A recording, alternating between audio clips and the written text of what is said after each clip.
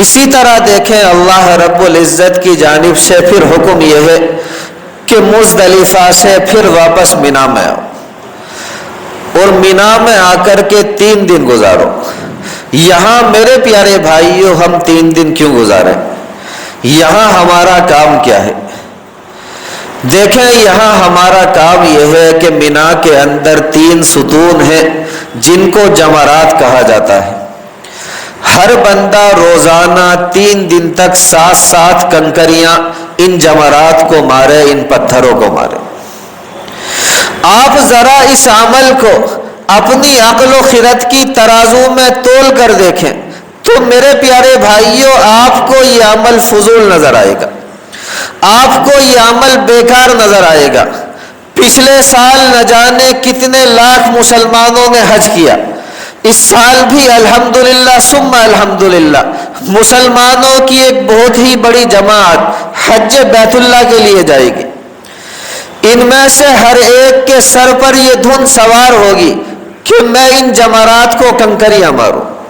اچھے خاصے پڑھے لکھے آدمی، اچھے خاصے تعلیم یافتہ آدمی، اچھے خاصے سمجھدار آدمی، لیکن جسے بھی آپ دیکھیں گے وہ میرے پیارے بھائیوں کنکریاں تلاشتا پھرے گا، اور ان جمرات کو کنکریاں مار کر کے خوش ہوگا اور لوگوں کو بتاتا پھرے گا کہ دیکھو میں نے یہ عمل کر لیا۔ یہاں پر سوال پیدا ہوتا ہے کہ کیا یہ کنکریاں مارنے والا عمل حقیقتاً ایسا ہے جس کے اوپر اربوں کھربوں روپے خرچ کیے جائیں؟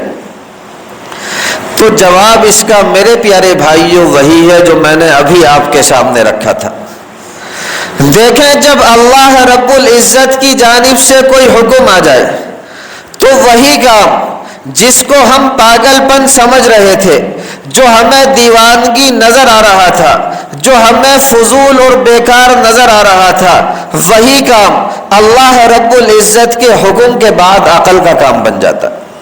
لہذا اللہ رب العزت کی جانب سے حکم یہ ہے کہ جب ہم نے کہہ دیا کہ ان پتھروں کو مارو تو بس مارو، اسی مارنے میں تمہارے لیے اجر و ثواب ہے، اور اسی کے ذریعے ہم تمہارے درجات کو بلند فرمائیں گے۔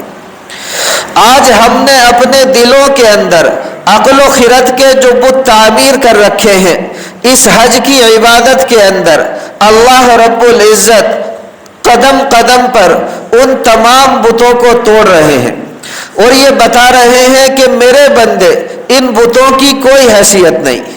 اس کائنات کے اندر اگر کوئی چیز قابل عمل ہے، اس کائنات کے اندر اگر کوئی چیز قابل تعمیل ہے تو وہ ہے محض ہمارا حکم۔ لہذا جب ہمارا حکم آ جائے تو پھر چاہے وہ کام تمہاری سمجھ میں آئے نہ آئے، اس کام کو تمہاری عقل مانے نہ مانے، اس کام کو تمہارا دل تسلیم کرے نہ کرے، اگر تم مومن ہو تو تمہارا کام ہے اس حکم کے آگے سر تسلیم خم کر دینا، اس حکم کے آگے سر کو جھکا دینا، اور اس حکم کو عمل میں لانے کے لیے تیار ہو جانا۔